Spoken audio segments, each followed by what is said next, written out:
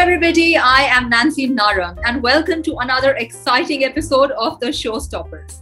Now today we have with us someone who is a legend in the music industry. He started as a drummer and went on to become a musician, a music producer and a composer.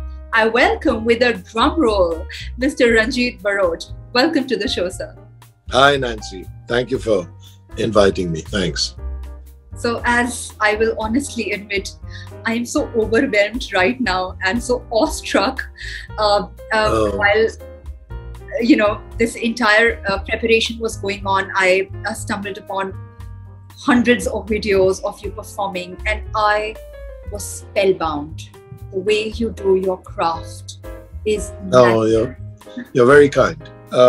It's just I've had many years of practice, so it's something that I've been doing for very long, and if I'm not good at it now, I should choose another profession, really. But you started at a very tender age of 12, and I was shocked to read you had no formal training of learning how to play the drum. Well, because in those days, we were so devoid of information and technology. There wasn't any internet, there wasn't TV. So, when I got interested in the drum set, it was listening to records, listening to albums, and then there were some fine drummers in Bombay at that time. It was funny because a lot of the young Christian boys, the Catholic boys, were really playing jazz and progressive sort of rock and roll. And I would go and watch all these guys and listen to records, and I taught myself. And when you have a passion and you have an understanding to try and absorb, you find a way to come to the right way of approaching things, I suppose, I don't think I found the drums. I think drums found me, Now, a legend can only come from another legend. Your mother. Yeah. Sitara Devi. Well, she was a legend. I don't know how much of a legend I am, but she was a legend. She was really a legend. And she was my first guru, so to speak, because, when you speak of a guru, it's not just someone who informs you about music, but someone who informs you about life, and someone who informs you about self-preservation, about standing up for yourself. She was a single mother. My parents separated when I was 9, so she was very, very strong. She was both my mother and my father at my growing up years. So in as much, she was my first guru, really. So now she is all about the classical and the Indian art of art, but your entire genre is very contemporary jazz, and so how was it adapting to very varied forms of music? Yeah, not really, because if you look at a lot of people, I don't know how much they know about my mother, but my mother was I think this is the biggest quality any creative person can have, is to be restless. And my mother was always restless. And she was a Kathak dancer. Nobody really knows she studied Russian ballet. And she was a big fan of Gene Kelly, Fred Astaire, dancers from Hollywood. She would look at their body movements. And then I think she must have been in her 60s by that time. She did her Bharatnatyam Arangetram along with students. So my mother was very restless. And I think I inherited these qualities from her. So I think the whole idea of marrying contemporary with classical was not alien to the family, because we were very open-minded. Music and art don't really have boundaries and genres. Genres and boundaries are created by marketing people and by journalists. due to a lack of understanding of the vast ocean that is available to our imagination. So I was very lucky to grow up in the house that I grew up. So marrying different forms of music was no real, didn't pose a problem for me.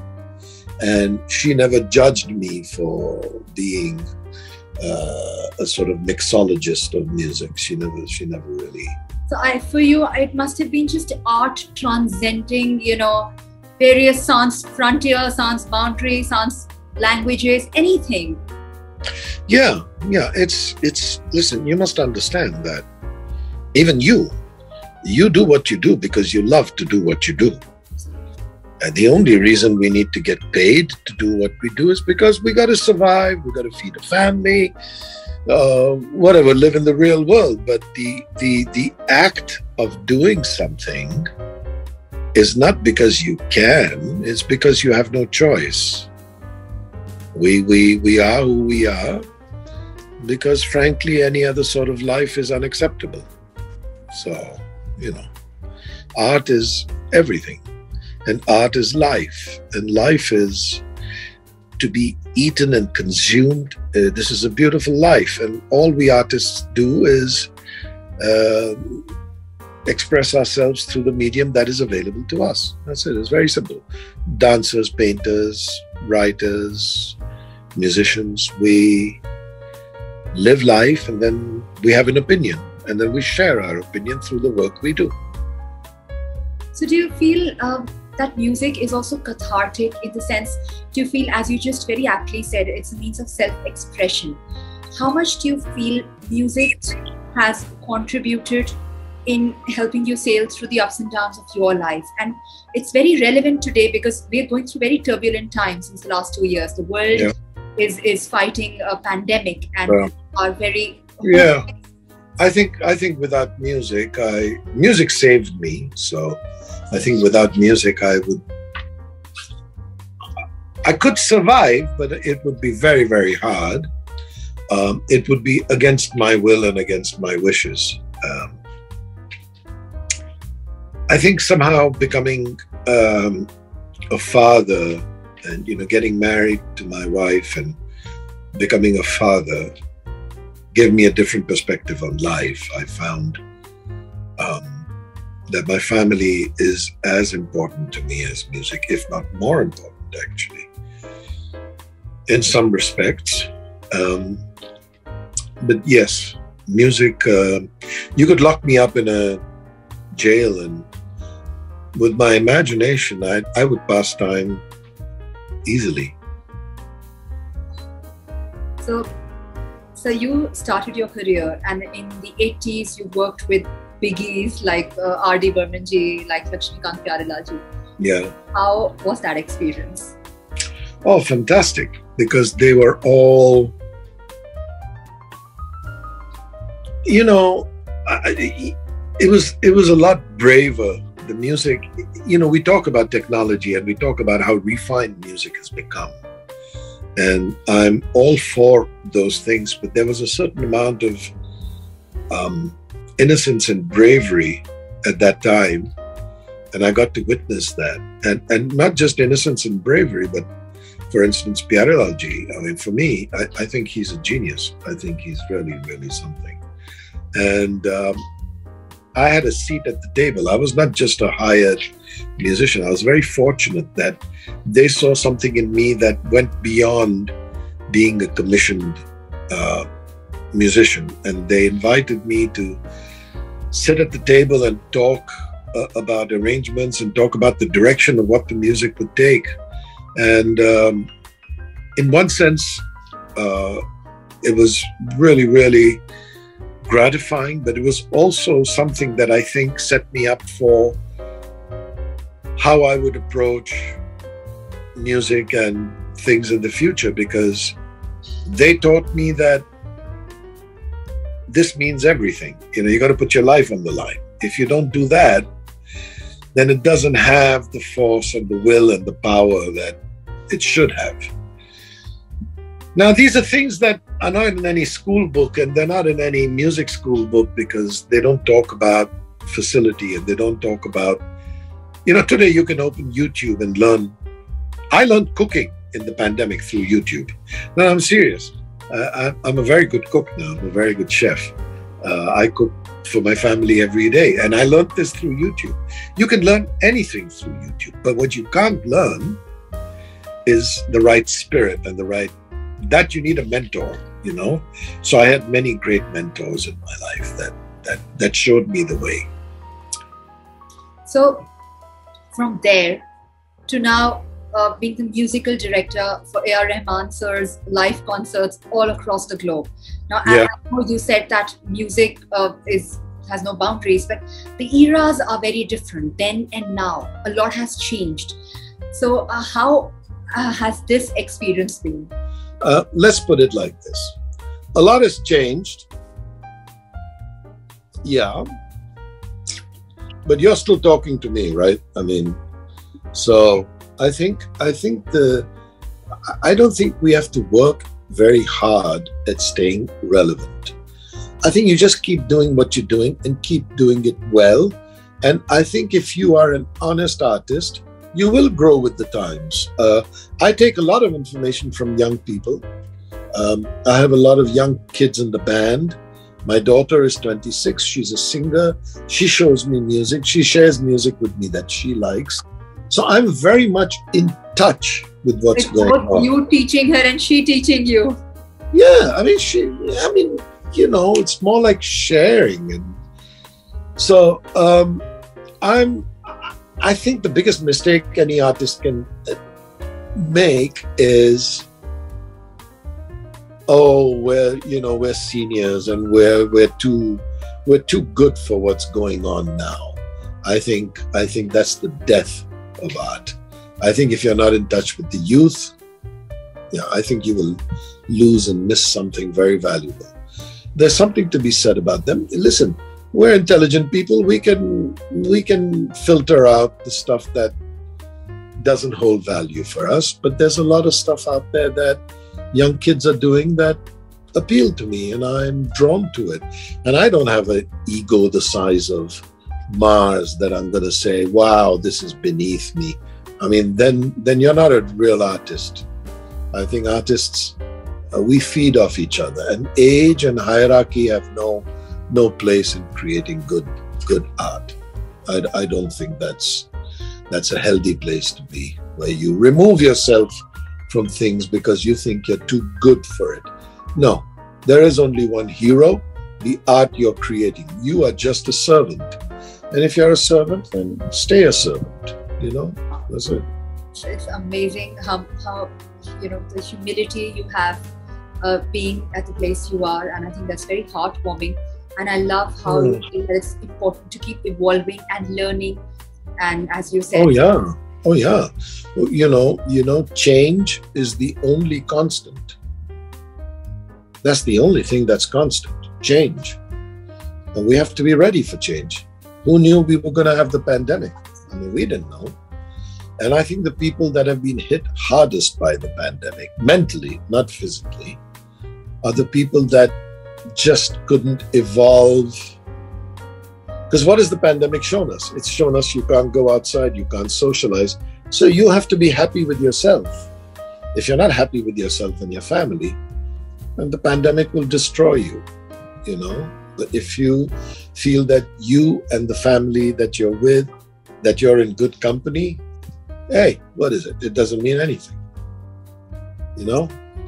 So how different it is when you're playing on foreign lands. You've worked with the legends and the global stars in music. So how different it is when you're playing for a foreign audience, or is it all the same to you? I think foreign audiences are not as they're maybe a little more open-minded. It depends who I'm playing with. If I'm playing with A.R. Rahman, people go crazy, whether it's here or it's the United States. When I'm playing with John McLaughlin, it's pretty much the same, except I think in Europe there's a great legacy and history of art culture of that form of jazz. Jazz is still a very niche market in India. It can become a very pretentious market also, because everyone thinks that if you listen to jazz, you're somehow more scholarly, which I think is total nonsense.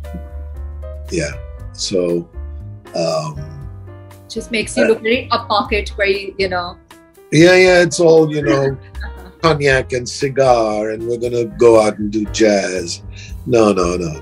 We don't really believe in that. But so I'd say foreign audiences have more of a they're more accustomed to listening to that kind of music, and it's regular for them. Whereas here, there's sort of a certain bias and a judgment, and there's sections of the audience that are there for the thrill of it, and then there's sections of the audience that have come expecting a certain kind of jazz, and because that's all they know about it with their limited knowledge. That's the sort exactly.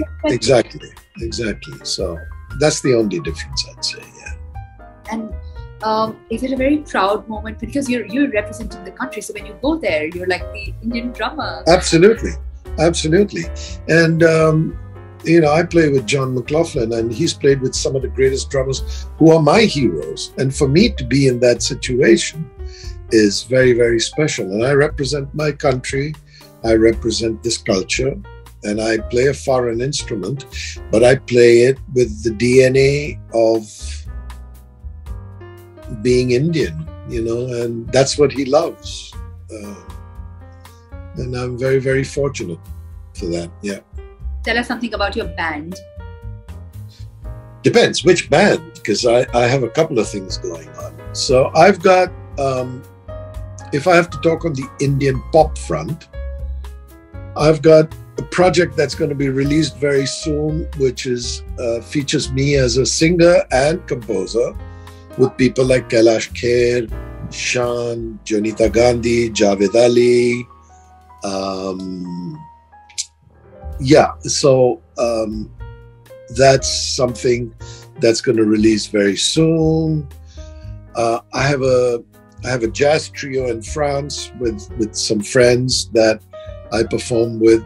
Of course, we haven't been able to do anything for the last year and a half, but we expect in 2022, maybe March, April, that we can go out and play in Europe.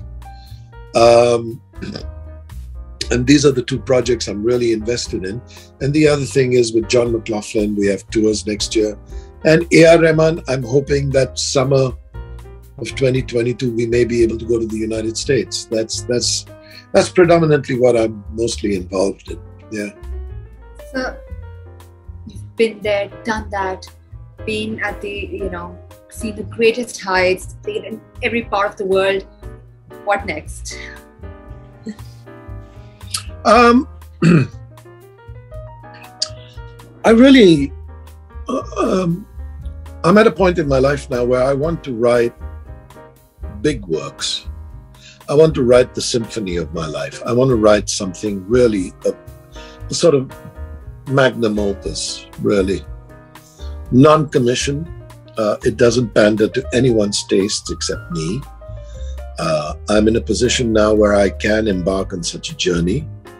And I'd like to leave behind just some music that was from the deepest well of my consciousness and mind, and which is a culmination of my journey and everything from... Like a musical autobiography. Yes, you're very right, actually. That's a wonderful, wonderful statement, really.